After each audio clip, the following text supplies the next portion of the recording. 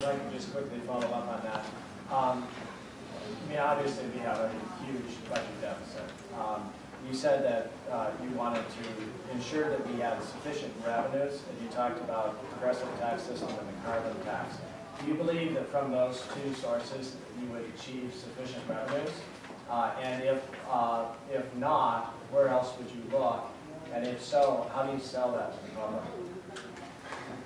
Well, I think you have to, one of the worst mistakes that Tim Pawlenty has made as part of his short-term agenda has been to take a lot of options off the table for ways that we can address society's needs. And closing the budget gap is important, but we have to keep in mind that the state's budget is actually our moral document. It's how we accomplish the state's goals. And we have to keep those goals in terms of education and healthcare in mind. And so I do think, well, for example, a $10 a ton carbon tax could raise $1 billion a year. Now, you wouldn't have to set it at that level, but you can. There's some potential, and that's actually a reasonable a level for price of carbon. And so I do think there's potential there to raise sufficient revenue. But as I said, we aren't going to raise. I don't see that it's possible to raise $5.5 billion in new revenue. So we do have to find a way of controlling the inflation and healthcare costs, because otherwise you just can't serve everybody's needs. Alice. Thanks for coming. My name is Alice Evanson. I'm a Take Action Minnesota leader from South Minneapolis. I believe that racism is not just an issue of individual prejudice. I believe that racism is the result of ongoing inequities in our systems and institutions. These inequities are passed down from generation to generation. As it states in the reNEW Minnesota vision, we commit to eradicating racism in our society today and to undoing the continued impacts of past racism. The question is, what will you do as a candidate for governor to step away from tapping into people's fear and playing on the divisions in our community about race? And what is your plan to talk about race in a way that builds community and hope? Well, actually, my plan for doing that would start before I became governor, would be part of the campaign. Because in the Hopkins School District, where my children grew up and went to school, in our strategic plan that I participated in developing, we talked about the need to embrace the diversity in this state as a way of strengthening not only education but the outcomes in this state.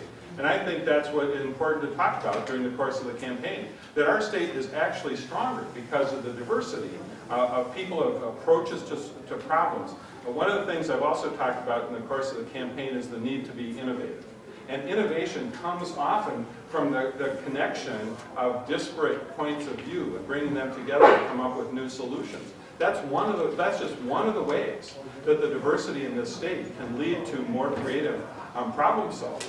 And I think that's another part of the reNEW vision about looking at the creativity that we all bring to this. And I think emphasizing that diversity helps us find that creativity is part of the answer. Another part of the answer is emphasizing self-interest.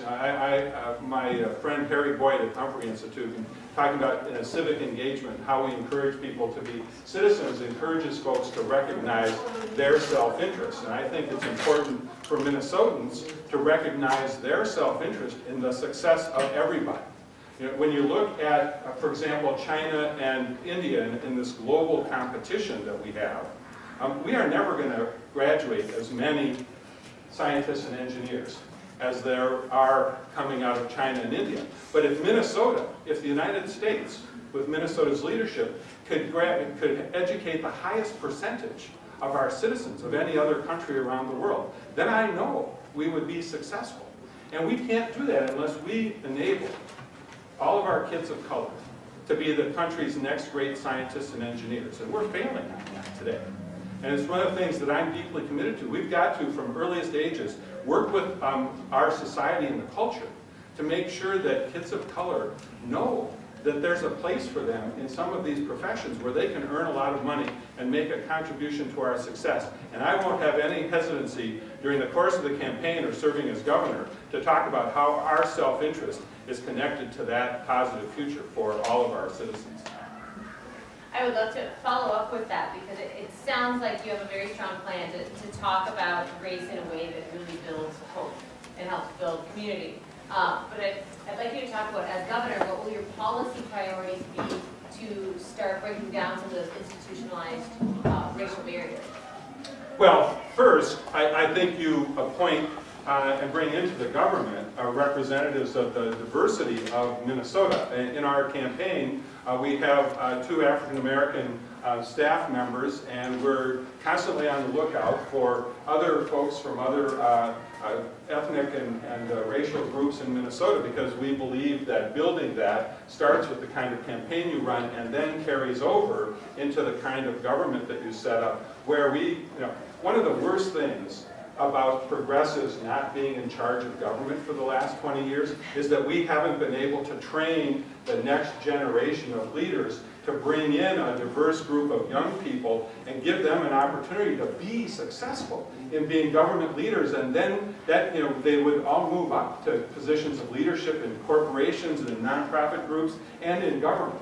And that's an opportunity that I really look forward to giving to young people from a lot of different backgrounds as part of the state government.